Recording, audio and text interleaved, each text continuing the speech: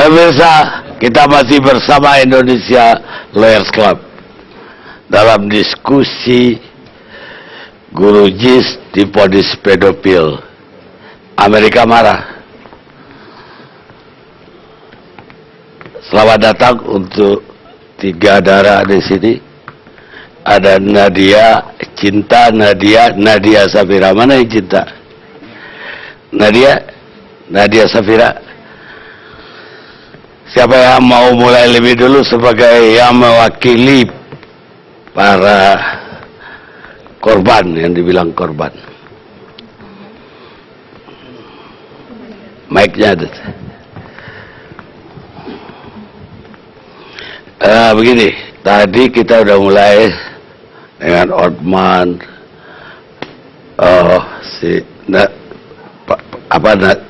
Nazar Patra, juga ada dengan Iksan. Sekarang dari versinya korban.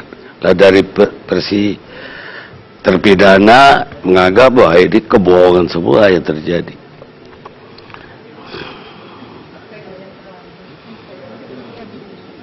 Bahwa putusan pidana yang telah diputus kemarin menurut kami sudah tepat. Karena majelis hakim memutuskan berdasarkan fakta persidangan dan alat-alat bukti yang lain. Jadi menurut kami sudah tepat putusannya. Maksud Anda sudah tepat, tapi menurut pengacara terdakwa itu tidak ada satu visum pun yang membuktikan bahwa terjadi sodomi. Bahkan visum yang diminta oleh keluarga korban di Singapura itu nyata-nyata menyatakan bahwa semua bersih. Perlu kami jelaskan di sini bahwa visum, kami menanggapi visum yang di Singapura. Visum yang di Singapura itu dikeluarkan bukan oleh dokter forensik di Singapura. Yang mengeluarkan siapa kalau begitu? Di sini yang mengeluarkan adalah dokter bedah anak dan pencernaan, di mana anak tersebut waktu di Singapura tidak dilakukannya pemeriksaan dalam, tidak dilakukannya pemeriksaan anuskopi. Enak ini, Bang. Aduh, empuk banget ini. Enggak, jangan dipotong dulu. Anda tadi nggak ada dipotong loh, karena mereka belum datang. Aduh, terus bohong banget. Ya, masing-masing pendapat biar publik yang menilai. Yang mana yang benar. Silakan terus.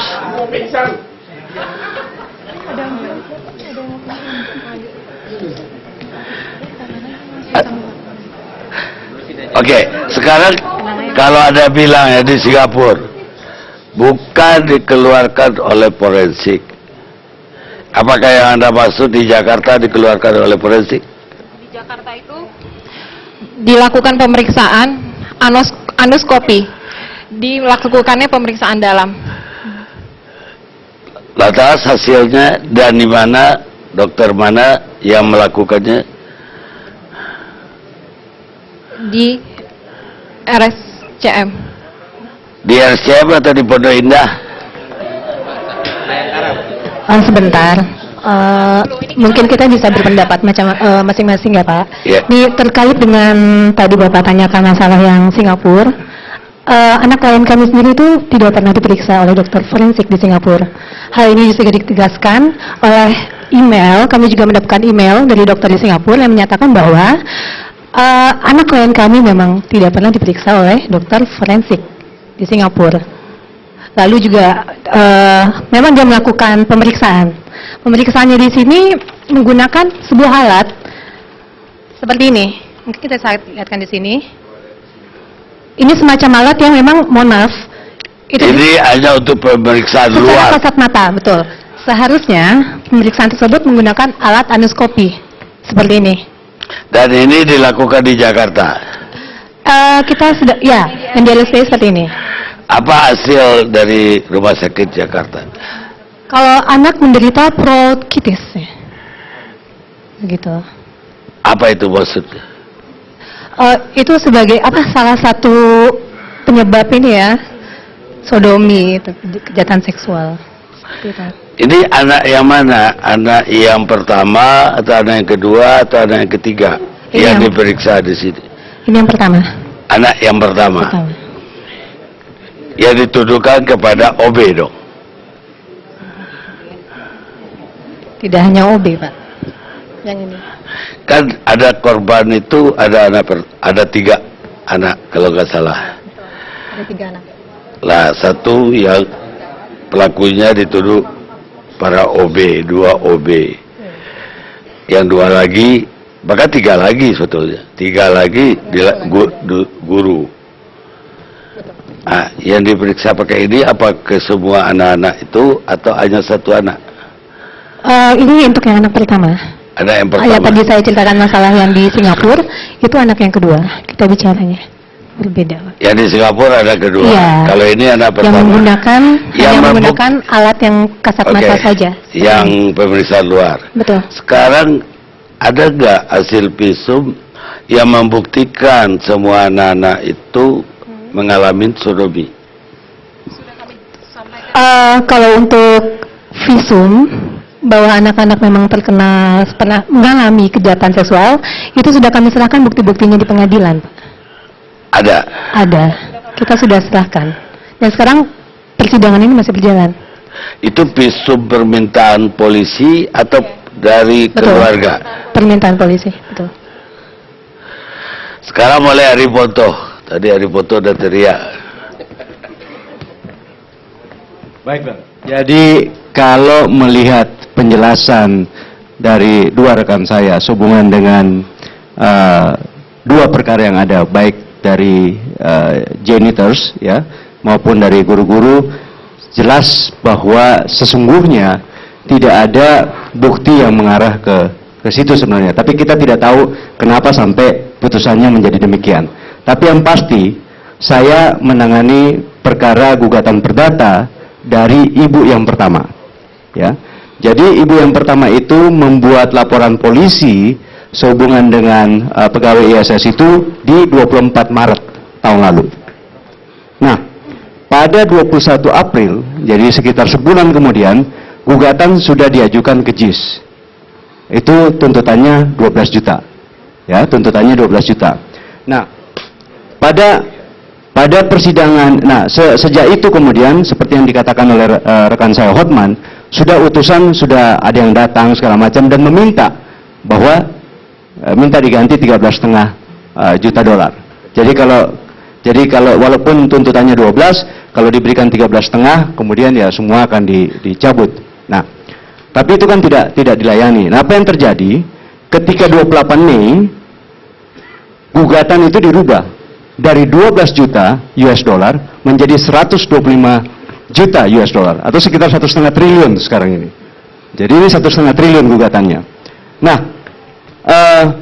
yang kita ketahui juga kemudian bahwa dalam mediasi di bulan Juni jelas tidak tercapai kesepakatan.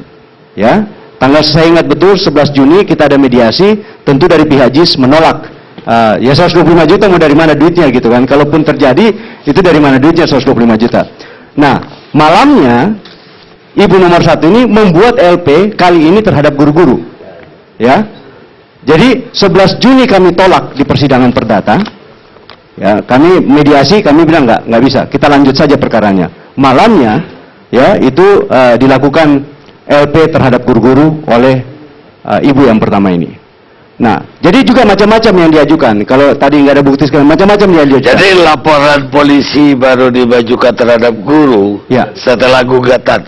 Setelah gugatan. Jadi itu yang dikatakan oleh rekan Hotman, most likely karena melihat bahwa ini kok pegawai ISS bukan pegawai JIS. Oleh karena itu ditambahlah 2 guru-guru ini. Dan setelah rapat minta uang tunai 13,5 juta, ditolak malamnya langsung bikin LP, benar kan? Jadi jadi di mediasi itu begitu. Ya, jadi kami tolak, setelah itu membuat LP baru.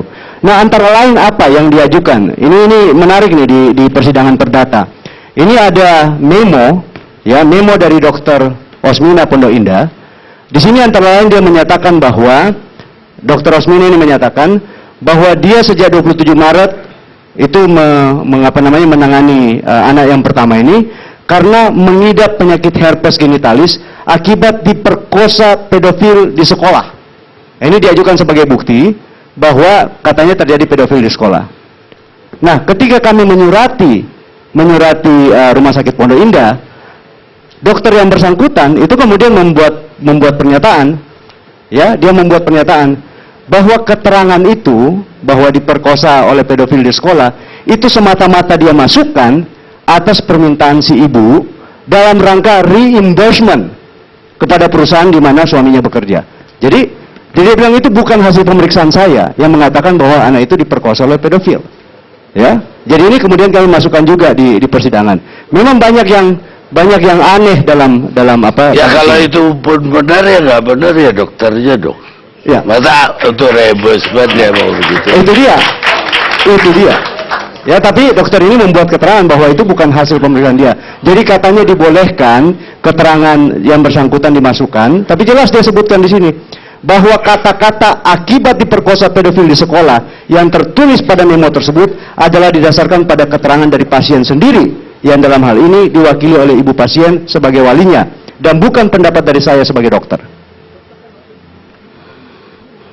Jadi model-model begini yang dimasukkan untuk apa namanya? Untuk membuktikan bahwa telah terjadi. Apakah itu yang menjadi dasar vonis? Belum. Ini masih berjalan. Ya, ini masih berjalan. Enggak, di perkara pidana apa itu jadi dasar vonis? Saya nggak tahu kalau perkara pidana, tampaknya tidak. Yang menjadi model-model seperti itulah yang dipakai untuk perkara pidana. Karena apa? Di dalam visumnya disebutkan bahwa seolah-olah ada luka dalam anus, tapi tidak pernah dianuskopi. Jadi bagaimana bisa tahu bahwa ada luka di dalam? Itu jelas-jelas bertolak belakang dengan semua bukti-bukti yang lain. Jadi 3 visum, salah satu dokter rumah sakit Polri yang kita cross examine di sidang adalah, apakah dokter siapa? Jefferson. Saya tanya, apakah saudara melakukan anuskopi, yaitu dengan cara dimasukkan alat? Iya, tapi pada permulaan anaknya menangis histeris, akhirnya anuskopi dihentikan.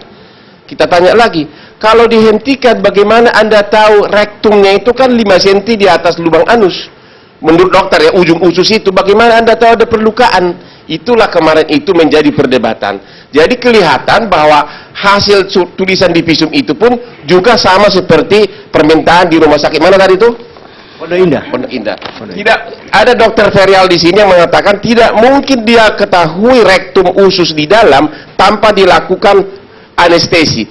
Tidak pernah dilakukan anestesi. Ada satu lagi Pak, ini sangat-sangat menyirit hati.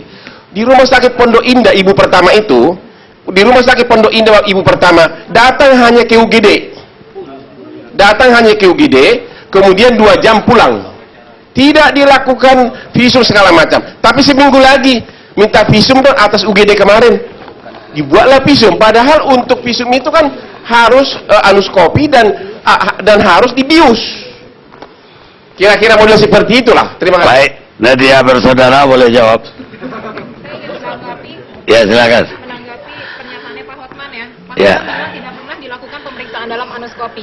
Pak Hotman pernah tahu nggak ada visum et repertum yang dikeluarkan oleh Dr. Muhammad Lutfi Syafi'i dari RS Pondok Indah, di mana dokter tersebut sudah menjadi saksi di pengadilan? Saya boleh komentar, tadi terputus Bang. Kalau Dr. Lutfi saya tahu bawa visumnya ini saya. Ya, ada jawab aja. Ya. Nggak terputus. Nah, Dr. Lutfi ya benar dia menulis ada proktitis. Dalam persidangan dijelaskan oleh Dr. Lutfi adalah proktitis itu penyebabnya amuba. Kalau dakwaan jaksa dibilang anak ada penyakit seksual menular.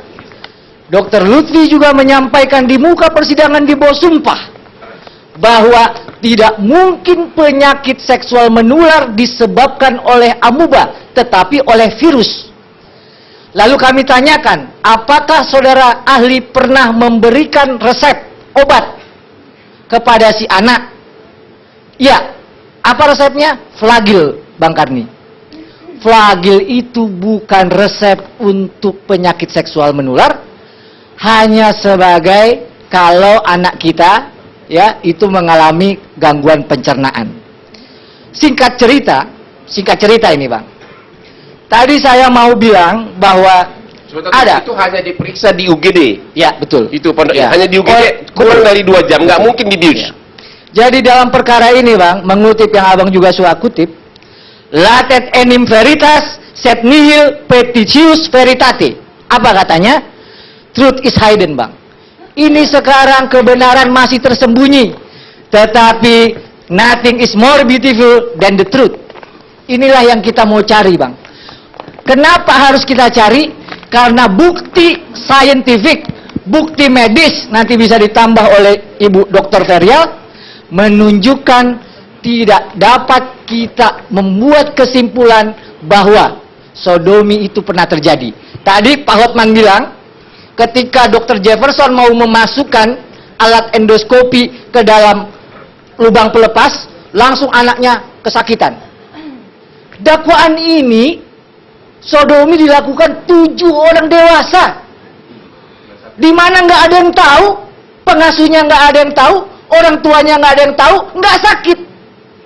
Ya gini. Nah, oleh karenanya Pak Karni, tentu dengan semangat ini dan bukti-bukti ini, itulah yang kami ajukan permohonan keadilan di tingkat banding. Baik. Ya cuma Nggak, boleh tambah satu lagi nggak? nggak boleh.